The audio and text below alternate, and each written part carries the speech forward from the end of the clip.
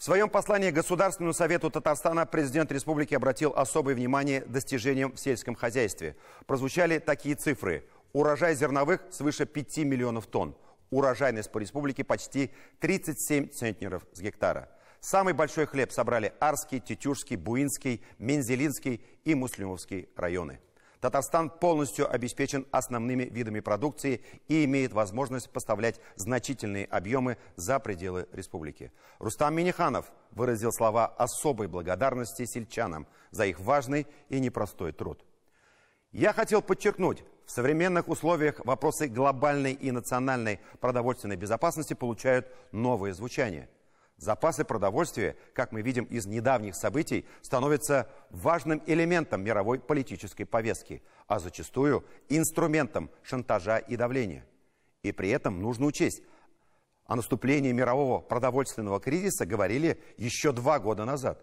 Его черты – стремительный рост цен на продовольствие при его дефиците. Причины не только геополитические, но и экономические, связанные с пандемией ковида в том числе, когда многие предприятия закрывались, нарушались маршруты поставок. Изменение климата мы также почувствовали на себе. Экстремальная жара, засухи становятся все разрушительнее. И, наконец, рост цен на газ, начавшийся еще в 2021 году, вызвал значительный рост цен на удобрения. В результате, по оценкам ООН, уже в прошлом году каждый 10-й человек на планете не мог полноценно питаться. Или голодал, или недоедал. В этом году ситуация ухудшилась. Дополнительно перечисленным выше фактором добавился продовольственный кризис, связанный с введением санкций. В этих условиях в мире уже сейчас намечается зерновая гонка. Многие страны ищут новые логистические цепочки и партнеров. Пожалуй, только сейчас мы начинаем осознавать, что аграрии, фермеры, сельское хозяйство – это стратегическая не только для страны, но и мира отрасль экономики. Татьяна Тимошенко продолжит.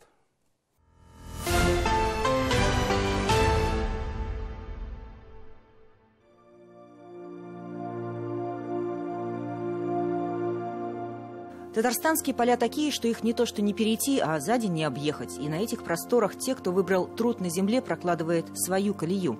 Ильгиз Шейхатаров всю жизнь на селе, работал на элеваторе и на сахарном заводе. Последние четверть века сеет и пашет.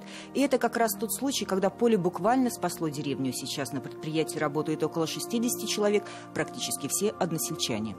Когда в 2015 году мы сюда пришли, я говорю «мы», потому что один в поле никогда не воин. Когда мы сюда пришли, я машину возле дороги оставлял, потому что нельзя было проехать. А сейчас асфальтовые дороги. Фитнес-клуб, школа отремонтирована, зона отдыха. Мы сделали, наверное, максимум для населения, чтобы она, вот молодежь оставалась, чтобы она свое место здесь нашла. Эти кадры мы снимали 2 месяца назад. Тогда зерно текло рекой. Предприятие «Колос» в результате вошло в 5 лучших. Сейчас главный агроном, один из самых молодых в республике, следит за последним сбором кормовых культур. Ильнуру чуть за 30 в свое время окончил сельхозтехникум и женат, воспитывает ребенка. Ну вы любите землю? Да. Почему? Не знаю даже, может, вырос просто в деревне, поэтому... Никогда не хотелось никуда уехать? Нет. Лопата довольно тяжелая, килограммов 10 берет, и работа, конечно же, на земле непростая. Мы в этом кормовом центре оказались не случайно. Он считается одним из самых лучших в республике. Расскажем подробнее. Ангар был построен за 3 месяца силами своего предприятия, своих сотрудников. О том, что предприятие производит свою кукурузу, свой ячмень, говорить, конечно, не приходится. Здесь же на их основе производит корма для коров, которые полностью обеспечивают ферму. Ну, такая вот автономия и такая вот независимость на примере одного небольшого хозяйства. Перед большинством предприятий стоит многозадачность, в их числе и строительство новых мощностей. Это фундамент развития. Здесь, кстати, стройка не стоит, как раз фундамент сохнет. А в соседней агрофирме с говорящим названием «Татарстан» работы также идут полным ходом. У нас смешанное производство, да. У нас 3647 гектаров земли, молочно-товарная ферма. В 2020 году провели реконструкцию коровника. В 2021 построили доильный зал. Завезли нетелей из Дании, 204 головы. 22-й год, как вошли? В 22-й год, ну, как бы, несмотря на то, что время не особо, ну, как сказать, сложное, непростое время, но все равно у нас все идем по плану. Стройка, как бы, вот сейчас телятник строим. Идем, как бы, по намеченному курсу. Айрат Халитов, строитель по образованию, за 2 года руководства предприятием вывел его на уровень строительного бума. Родился и вырос в Ульяновске, из столицы областного центра собирается переезжать в Тетюши. То, насколько будет полным стол, спрогнозировать можно в рабочей столовой. Кормят тем, что вырастили сами. Хозяйка на кухне в горячий сезон ежедневно. Она кормит до 80 человек, и повар, и пекарь. Ее хлеб идет и в местные магазины. Друзья, вы работали в Казани 10 лет. Вы не жалеете, что вернулись опять? Ой, нет, не жалею. У меня тут дети, внучки. Раз в год, когда большая страда уже позади, отмечают День работников сельского хозяйства и перерабатывающей промышленности. Труженикам села вручают награды, подводят итоги и ставят задачи.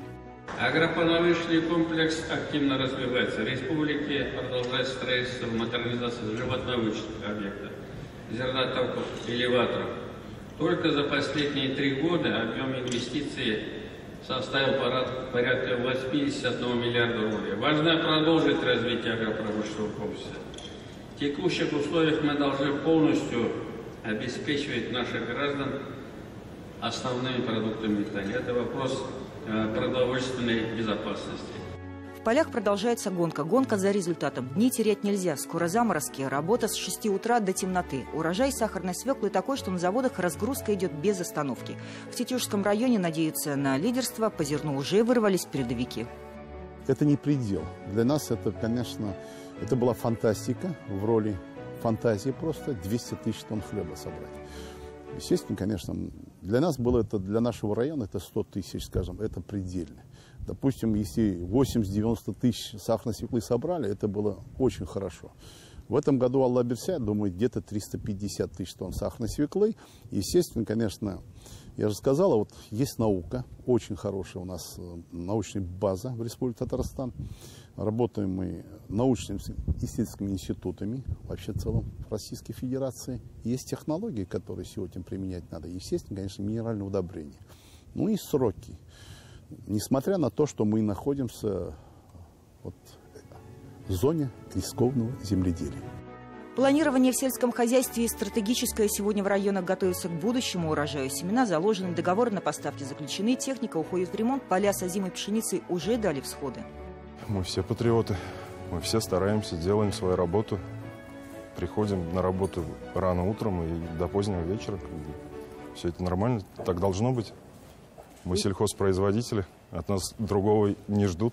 Патриотом своей страны и своей земли. Ну и Родины, конечно.